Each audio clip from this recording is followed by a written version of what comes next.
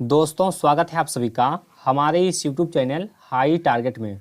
दोस्तों आज हम देखेंगे मैट्रिक बोर्ड परीक्षा के लिए साइंस का मॉडल पेपर। और दोस्तों ये साइंस का 5वां मॉडल पेपर है। इससे पहले हम 4 मॉडल पेपर अपलोड कर चुके हैं, तो उसको अगर नहीं देखे हैं तो जा करके प्लेलिस्ट में देख लीजिए। और दोस्तों आप लोग मॉडल पेपर पर ज़्यादा ध्यान दीजिए, क्योंकि मॉडल पेपर से आपका सभी चैप्टर का रिविज़न एक साथ होता है।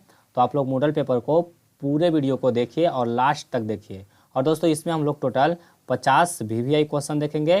तो आप लोग वीडियो को शुरू से अंत तक देखिए और बताइए कि 50 प्रश्न में कितने प्रश्न आपको पहले से याद थे।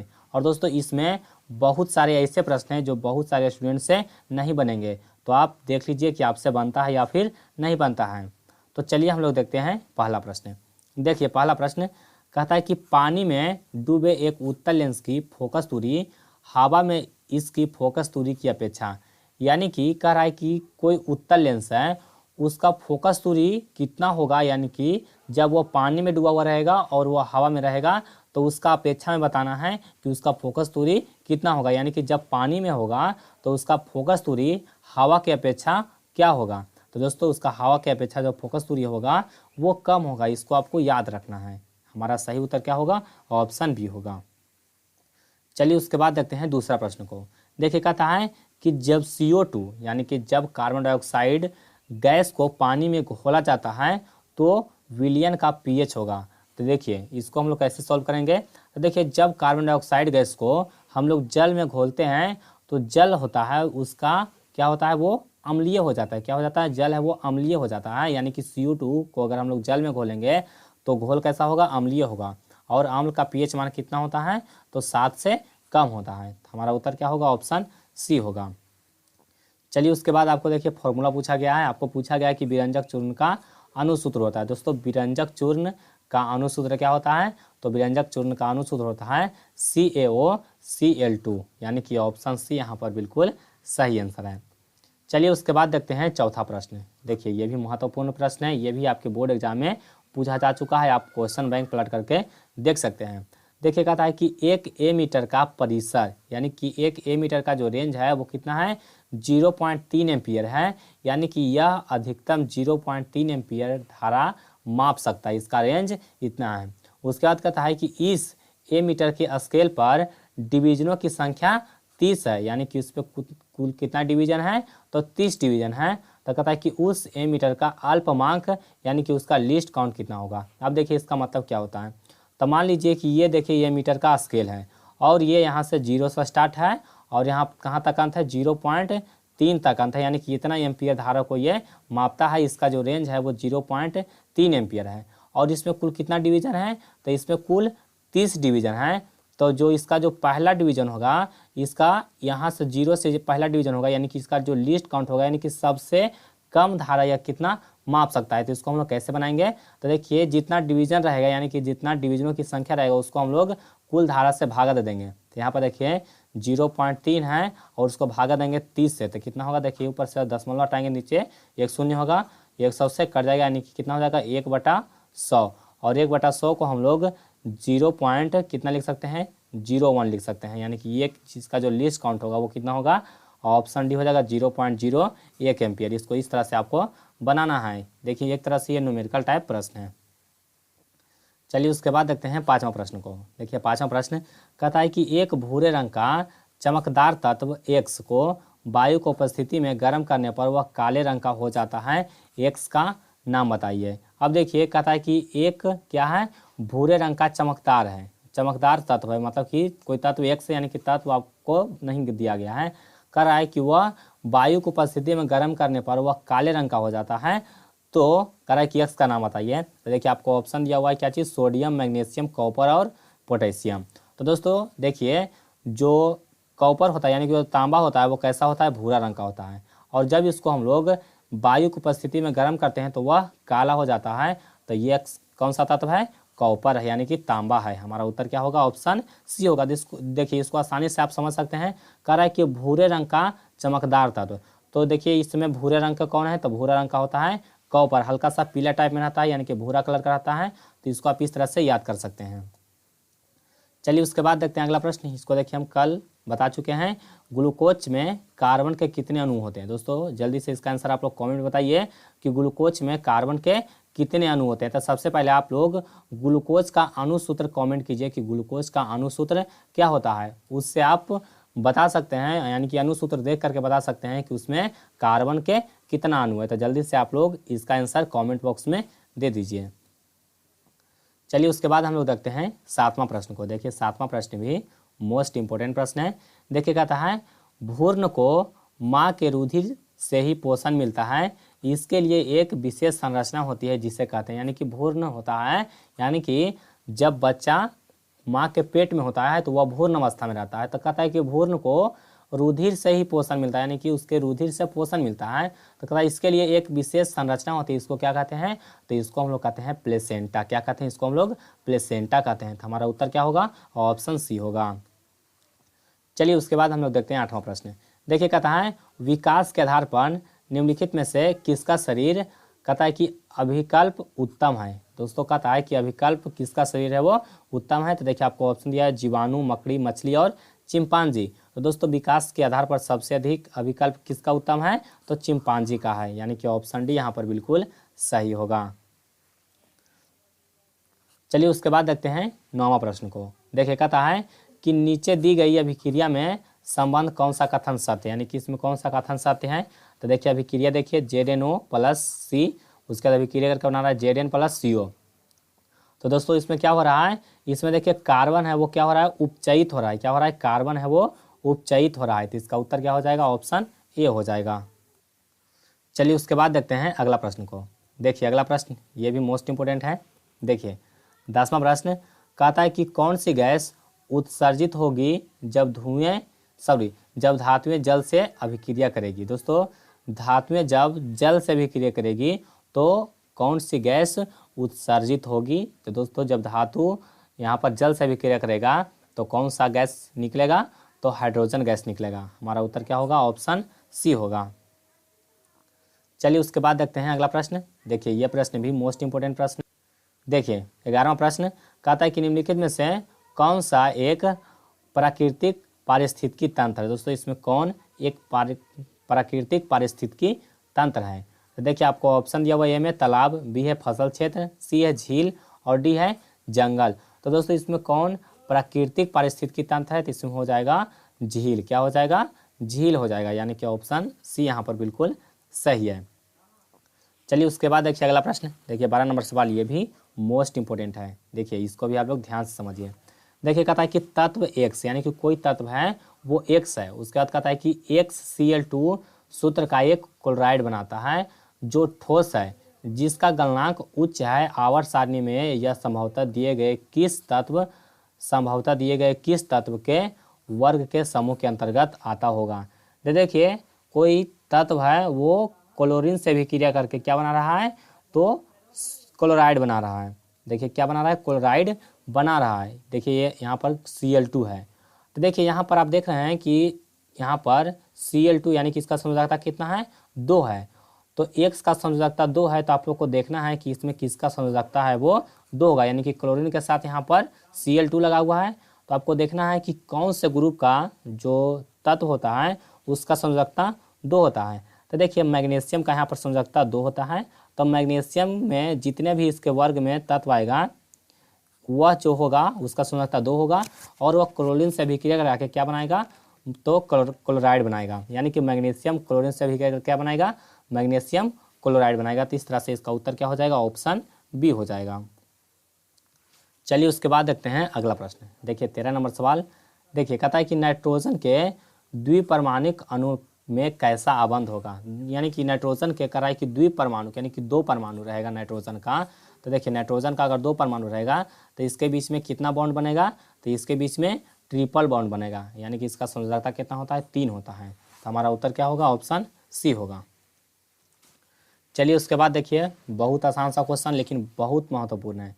कहता है कि निर्वात में प्रकाश की चाल तो 3 लाख मीटर पर सेकेंड होता है, यानी कि 3 × 10⁸ मीटर पर सेकेंड, यानी कि ऑप्शन सी यहाँ पर बिल्कुल सही आंसर होगा। चलिए उसके बाद देखते हैं अगला प्रश्न। देखिए कहता है कि पादप में जाइलम उत्तरदायी है। देखिए पादप में एक होता है जाइलम और दूसरा होता है फ्लोएम। तो देखिए जाल, यहाँ पर ज से क्या हो गया तो जल हो जाएगा, जाइलम है तो ज से क्या होगा जल होगा। तो जाइलम होगा वो जल के लिए वहन करेगा, फ्लोएम होगा वो भोजन का यहाँ पर वहन करता है, पाचन नहीं करता है, भोजन का वहन करता है। तो यहाँ पर जल है इसलिए क्या हो जाएगा जल का वहन। चलिए उसके बाद देखते हैं अगला प्रश्न। देखिए कहता है निम्नलिखित में से किसे कोशिका का कहता है कि ऊर्जा मुद्रा के रूप में जाना जाता है। दोस्तों ऊर्जा मुद्रा के रूप में किसे जाना जाता है तो एटीपी को जाना जाता है। किसे एटीपी, यानी कि ऑप्शन बी यहाँ पर बिल्कुल सही होगा। चलिए उसके बाद देखते हैं अगला प्रश्न। देखिए कहता है कि पतियों में गैसों का आदान प्रदान कहाँ होता है। दोस्तों पतियों में गैसों का आदान प्रदान कहाँ होता है, तो इसका जो उत्तर होगा वो होगा रंध्र में, यानी कि पत्ती में छोटे छोटे रंध्र होते हैं, वहीं से गैसों का आदान प्रदान होता है। चलिए उसके बाद देखते हैं 16 नंबर सवाल को। देखिए 16वां सवाल ये भी मोस्ट इंपोर्टेंट सवाल है। देखिए कहता है कि हृदय में रक्त को संपूर्ण शरीर में पंप किया जाता है। तो दोस्तों किसके द्वारा पंप किया जाता है, तो हृदय में जो निलय द्वार है वहाँ से रक्त को यानी कि खून को संपूर्ण शरीर में भेजा जाता है, यानी कि पंप किया जाता है। चलिए उसके बाद देखते हैं अगला सवाल। देखिए 19वां सवाल ये भी मोस्ट इंपोर्टेंट है। देखिए कहता है कि कौन सा पादप हार्मोन पत्तियों के मुरझाने के लिए उत्तरदायी है। दोस्तों कौन सा पादप हार्मोन पत्तियों के मुरझाने के लिए उत्तरदायी है, तो यहाँ पर हमारा उत्तर जाएगा ऑक्सिन। कौन सा पादप हार्मोन, तो ऑक्सिन होगा। चलिए उसके बाद देखते हैं अगला प्रश्न। देखिए कहता है कि जड़ का अधोगामी वृद्धि। दोस्तों कहता है कि जड़ का अधोगामी वृद्धि है वो किसके अनुवर्तन है, प्रकाश के अनुवर्तन है यानी कि गुरुत्व के अनुवर्तन है, या फिर जल के अनुवर्तन है, या फिर रसायन के अनुवर्तन होगा। तो दोस्तों जो 20 का जो सही आंसर होगा वो कौन सा होगा, तो 20 का सही आंसर हो जाएगा ऑप्शन बी गुरुत्वानुवर्तन। अब देखिए यहाँ पर जलानुवर्तन क्यों नहीं होगा, तो मान लीजिए कि कोई तालाब है और इसके किनारे कोई पेड़ है, तो जो जल यानी कि अगर इसका जड़ जल की तरफ बढ़ता तो इसका पूरा जड़ तालाब में आ जाता। देखिएगा कभी कभी इसका जड़ पूरा तालाब में नहीं आता है बल्कि यह मिट्टी में जाता है, यानी कि जो यहाँ पर जो इसका गुरुत्वीय क्षेत्र होता है उसके सीधे नीचे इसका जड़ जाता है, न कि जल के दिशा में। यहाँ पर क्या होता है गुरुत्वानुवर्तन जड़ है जो गुरुत्वानुवर्तन बढ़ता है। तो हमारा उत्तर क्या होगा, ऑप्शन बी होगा। चलिए उसके बाद देखते हैं 21वां सवाल को। देखिए 21वां सवाल ये भी मोस्ट इंपोर्टेंट है। देखिए कहता है कि पॉन्स, मेंडुला और अनुमस्तिष्क ये सब मध्य मस्तिष्क का हिस्सा है, तो इसको आप लोग ध्यान में रखना है। इसका उत्तर क्या होगा, ऑप्शन बी होगा। चलिए उसके बाद देखते हैं 22वां क्वेश्चन। देखिए कहता है निम्नलिखित में से कौन सी अनैच्छिक क्रिया नहीं है। दोस्तों कौन सी अनैच्छिक क्रिया नहीं है, तो देखिए आपको ऑप्शन दिया हुआ है, ए में वमन, बी है चबाना, सी है लाराना और डी है हृदय का धड़कन। तो दोस्तों इसमें कौन अनैच्छिक क्रिया नहीं है, तो देखिए इसका सही आंसर होगा चबाना, यानी कि चबाना है जो अपनी मर्जी से कर सकते हैं, यह अपने आप नहीं होता, यानी कि यह अनैच्छिक क्रिया नहीं है। चलिए उसके बाद देखते हैं अगला प्रश्न। देखिए कहता है अलैंगिक जनन मुकुलन द्वारा होता है, यानी कि अलैंगिक जनन मुकुलन द्वारा किस में होता है। दोस्तों मुकुलन द्वारा जो अलैंगिक जनन होता है वो होता है ईस्ट में। किस में होता है, ईस्ट में होता है। और अमीबा में होता है किसके द्वारा, तो द्विखंडन या फिर विखंडन के द्वारा। चलिए उसके बाद देखते हैं अगला प्रश्न। देखिए कहता है कि शुक्राणु का निर्माण होता है। दोस्तों शुक्राणु का निर्माण कहाँ होता है, तो शुक्राणु का निर्माण होता है वृष्ण में, यानी कि ऑप्शन है इसका सही है। चलिए उसके बाद देखते हैं अगला प्रश्न। देखिए कहता है कि पुष्प का कौन सा भाग फल बनता है। पुष्प का कौन सा भाग फल बनता है, तो जो पुष्प का अंडाशय होता है वो फल बनता है। इसका उत्तर क्या होगा, ऑप्शन डी होगा। चलिए उसके बाद देखते हैं अगला प्रश्न। देखिए 26वां प्रश्न ये भी मोस्ट इंपोर्टेंट प्रश्न है। देखिए कहता है कि गोलीय दर्पण के परावर्तन पृष्ठ की वृत्ताकार सीमा रेखा का व्यास कहलाता है। दोस्तों गोलीय दर्पण के परावर्तन पृष्ठ की वृत्ताकार सीमा रेखा का व्यास क्या कहलाता है, तो गोलीय दर्पण का द्वारक कहलाता है। क्या कहलाता है, गोलीय दर्पण का द्वारक, यानी कि ऑप्शन डी इसका सही है। चलिए उसके बाद देखिए अगला प्रश्न। देखिए 27वां क्वेश्चन कहता है निम्नलिखित में से कौन उत्तल दर्पण की फोकस दूरी है जिसकी वक्रता त्रिज्या 32 सेंटीमीटर है। तो देखिए यहाँ पर उत्तल दर्पण दिया हुआ है, यानी कि इसका जो फोकस दूरी होगा वो पॉजिटिव में होगा, प्लस में होगा, और वक्रता त्रिज्या की आधी फोकस दूरी होती है, तो 32 का आधा कितना हो जाएगा, 16 हो जाएगा, यानी कि इसका उत्तर कितना हो जाएगा, ऑप्शन सी हो जाएगा 16 सेंटीमीटर। चलिए उसके बाद देखते हैं 28वां क्वेश्चन को। देखिए 28वां क्वेश्चन ये भी मोस्ट इंपोर्टेंट है। देखिए कहता है यदि किसी बिंब का प्रतिबिंब आवर्धन ऋणात्मक है, यानी कि उसका जो आवर्धन है किसी वस्तु का प्रतिबिंब का वो कैसा है, ऋणात्मक है, तो उस प्रतिबिंब की प्रकृति क्या होगी, तो अगर ऋणात्मक रहेगा तो वो वास्तविक और उल्टा होगा, यानी कि ऑप्शन ए हमारा बिल्कुल सही है। चलिए उसके बाद देखते हैं अगला प्रश्न। देखिए 29वां सवाल ये भी मोस्ट इंपोर्टेंट है। देखिए कहता है कि नेत्र में प्रवेश करने वाली प्रकाश किरणों का अधिकांश अपवर्तन होता है। दोस्तों नेत्र में प्रवेश करने वाली प्रकाश किरणों का अधिकांश अपवर्तन कहाँ होता है, तो दोस्तों इसका जो सही उत्तर होगा वो हो जाएगा कॉर्निया के बाहरी पृष्ठ पर। कहाँ होता है, कॉर्निया के बाहरी पृष्ठ पर होता है।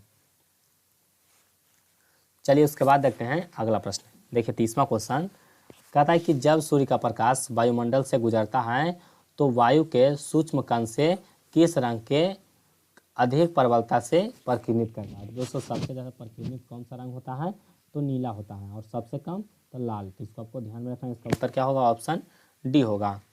चलिए उसके बाद देखिए 31वां क्वेश्चन कहता है कि भारत में उत्पादित प्रत्यावर्ती विद्युत धारा की आवृत्ति है। दोस्तों भारत में जो उत्पादित एसी करंट है उसका आवृत्ति कितना होता है, 50 हर्ट्ज होता है। कितना होता है, 50 हर्ट्ज। और वोल्टेज कहेगा तो 220 वोल्ट। वोल्टेज कहेगा कितना होगा, 220 वोल्ट होगा। चलिए उसके बाद देखते हैं अगला प्रश्न। देखिए कहता है कि एक माइक्रो एम्पियर विद्युत धारा निम्नलिखित में से कौन सी है। तो देखिए यहाँ पर जैसे ही माइक्रो का बात किया जाएगा तो माइक्रो मतलब होता है कितना, 10⁻⁶, और एम्पियर का रहा है तो 10⁻⁶ एम्पियर लगा देंगे। तो हमारा उत्तर क्या हो जाएगा, ऑप्शन सी हो जाएगा। चलिए उसके बाद देखते हैं अगला प्रश्न। देखिए कहता है कि घरेलू विद्युत परिपथ में उदासीन तार का रंग होता है, यानी कि जो घरेलू विद्युत परिपथ है उसमें उदासीन तार का रंग कैसा होता है, यानी कि जो अर्थिंग होता है, यानी कि उसी को न्यूट्रल वायर कहा जाता है। तो अर्थिंग होता है उसका रंग कैसा होता है, तो काला होता है। कैसा होता है, काला होता है, यानी कि ऑप्शन सी यहाँ पर बिल्कुल सही होगा। और विधुन्मय तार कहेगा तो लाल हो जाएगा। उसके बाद आइए 34वां क्वेश्चन में। देखिए कहता है कि किस युक्ति में विभक्त वलय दिक् परिवर्तन का कार्य करता है, यानी कि किसमें कहता है किस युक्ति में, यानी कि कौन से युक्ति में विद्युत यहाँ पर जो विभक्त वलय होता है वो दिक् परिवर्तन यानी कि दिशा परिवर्तन का कार्य करता है, यानी कि पॉजिटिव से निगेटिव और निगेटिव से पॉजिटिव की ओर ध्रुव को चेंज करने में मदद करता है। तो यहाँ पर हो जाएगा विद्युत जनरेटर या फिर डायनेमो भी इसका उत्तर हो सकता है। इसका उत्तर क्या होगा, ऑप्शन ए होगा। चलिए उसके बाद हम लोग देखते हैं अगला प्रश्न। देखिए कहता है कि जल विद्युत संयंत्र किस ऊर्जा को विद्युत ऊर्जा में रूपांतरित करता है। दोस्तों जल विद्युत संयंत्र है वो किस ऊर्जा को विद्युत ऊर्जा में रूपांतरित करता है। तो देखिए क्या होता है, जल से विद्युत उत्पादन हम लोग कैसे करते हैं, तो मान लीजिए कि कोई ये नदी है तो इस नदी पर क्या बनाया जाता है, एक डैम बनाया जाता है। और डैम में क्या होता है, पानी पूरा एक तरफ से भर जाता है, एक तरफ से पानी भर गया, उसके बाद इसको टरबाइन पर गिराया जाता है, यानी कि इस जल को टरबाइन पर गिराया जाता है और यहाँ पर जनरेटर लगा करके विद्युत उत्पादन किया जाता है। तो देखिए इस जल जो है, यानी कि जो जल है इसमें कौन सा ऊर्जा रहता है, तो दोस्तों जल में धीरे धीरे क्या जाता है, स्थितिज ऊर्जा आता है और यहाँ से इसको यहाँ से गिराया जाता है, यानी कि यह स्थितिज ऊर्जा को विद्युत ऊर्जा में चेंज करता है। किस ऊर्जा को, तो स्थितिज ऊर्जा को विद्युत ऊर्जा में चेंज करता है। इसका उत्तर क्या हो जाएगा, ऑप्शन डी हो जाएगा। ऐसा नहीं सोचे कि जल बह रहा है तो इसमें गतिज ऊर्जा है, नहीं, जल यहाँ पर पहले जमा हुआ, तो जल जमा हुआ तो इसमें कौन सा ऊर्जा आ गया, स्थितिज ऊर्जा आ गया। अब स्थितिज ऊर्जा है, इसके बाद यहाँ पर गिराया जाता है तो टरबाइन में गतिज ऊर्जा आता है, यानी कि टरबाइन में मैकेनिकल एनर्जी आता है। लेकिन कौन ऊर्जा को यह विद्युत ऊर्जा में चेंज कर रहा है, तो यह पहले स्थितिज ऊर्जा को विद्युत ऊर्जा में चेंज कर रहा है। इसको आप लोग ध्यान में रखना है। चलिए उसके बाद देखिए अगला प्रश्न। देखिए कहता है कि नरौरा विद्युत संयंत्र किस राज्य में स्थित है। दोस्तों नरौरा विद्युत संयंत्र किस राज्य में स्थित है, तो नरौरा कहाँ है, तो दोस्तों इसका जो सही उत्तर होगा वो हो जाएगा यूपी में, यानी कि उत्तर प्रदेश में। चलिए उसके बाद देखते हैं अगला प्रश्न। देखिए कहता है कि ऑक्जेलिक एसिड का प्राकृतिक स्रोत कौन है। दोस्तों ऑक्जेलिक एसिड का प्राकृतिक स्रोत क्या है, तो ऑक्जेलिक एसिड का प्राकृतिक स्रोत हो जाएगा क्या चीज़, टमाटर हो जाएगा। कौन सा स्रोत हो जाएगा, टमाटर हो जाएगा, यानी कि ऑप्शन बी इसका बिल्कुल सही आंसर है। चलिए उसके बाद देखते हैं अगला प्रश्न। देखिए कहता है निम्नलिखित में से कौन सबसे अधिक अभिक्रियाशील धातु है। तो दोस्तों सबसे ज़्यादा अभिक्रियाशील धातु हो जाएगा पोटेशियम। पोटेशियम के बाद कौन होता है, सोडियम होता है। चलिए उसके बाद देखिए अगला प्रश्न। देखिए कहता है कि एक्वा रेजिया यानी कि रॉयल जल किस अनुपात में सांद्र हाइड्रोक्लोरिक अम्ल और सांद्र नाइट्रिक अम्ल का ताज़ा मिश्रण होता है। तो दोस्तों यहाँ पहले पूछा गया क्या चीज़, हाइड्रोक्लोरिक। तो हाइड्रोक्लोरिक का जो अनुपात होता है वो होता है 3 और इसमें नाइट्रिक का अनुपात होता है 1, यानी कि इसका उत्तर क्या हो जाएगा 3:1 हो जाएगा। अब देखिए यहाँ पर कन्फ्यूजन कहाँ होता है, अगर पहले नाइट्रिक पूछ दिया यानी कि सांद्र नाइट्रिक अम्ल और सांद्र हाइड्रोक्लोरिक कहेगा तो 1:3 होगा, लेकिन यहाँ पर क्या है सांद्र हाइड्रोक्लोरिक है उसके बाद नाइट्रिक है, तो यहाँ पर क्या हो जाएगा 3:1 होगा। इस तरह से इसको ध्यान रखें। उसके बाद देखिए कहता है कि प्रोपेन का आणविक सूत्र इतना है, इसमें कितने सहसंयोजक आबंध है। तो देखिए इसको कैसे गिनना है, तो देखिए यहाँ पर हाइड्रोजन 8 है, पहले इसको 8 कर लीजिए और प्लस यहाँ पर क्या हो जाएगा 3 कार्बन है, यानी कि देखिए 3 कार्बन है तो 3 कार्बन के बीच में कितना होगा, यानी कि 2 बॉन्ड यहाँ हो जाएगा, 3 कार्बन के बीच में 2 बॉन्ड हुआ तो 8 और 2 कितना हो गया 10, वो इसमें सहसंयोजक आबंध होगा। इस तरह से आपको गिनना है, बहुत आसान होगा। इसका सही आंसर क्या है, ऑप्शन डी है। और दूसरा तरीका है कि आप इसमें 3 बॉन्ड और दे दीजिए, इसको आप गिन लीजिए, उसके बाद कितना हाइड्रोजन यहाँ पर लगेगा। इस तरह से आप लोग सहसंयोजक आबंध को गिन सकते हैं। लेकिन इसका ट्रिक क्या है, इसको गिन लेना है एक बार, क्या थी ये 8 हो गया, उसके बाद 3 में से 2 घटा दें, सॉरी 3 है, 3 कार्बन को इस तरह से अगर हम लोग करेंगे तो कितना बॉन्ड होगा बीच में 2 ही बॉन्ड होगा, तो 8 और 2 कितना हो गया 10 हो गया। चलिए उसके बाद देखते हैं 41 नंबर सवाल। देखिए कहता है कि आधुनिक आवर्त सारणी में बाईं से दाईं ओर जाने पर परमाणु साइज का कार्य। दोस्तों बाईं से अगर हम लोग दाहिना तरफ जाएंगे तो क्या होगा, तो बाईं से दाईं जाएंगे तो इसका जो परमाणु अथी होगा साइज होगा वो क्या हो जाएगा बड़ा हो जाएगा। चलिए उसके बाद कहता है कि जब मैग्नीशियम फीता को जलाया जाता है तो उत्पन्न आग की लौ होती है, यानी कि जब मैग्नीशियम के फीता को जलाया जाता है तो उसका जो आग होता है, यानी कि उसका जो लौ होता है उसका रंग कैसा होता है यही आपको बताना है। तो उसका हो जाएगा चमकीला उजला। कैसा होता है, चमकीला उजला, यानी कि ऑप्शन सी यहाँ पर बिल्कुल सही होगा। चलिए उसके बाद देखते हैं अगला प्रश्न।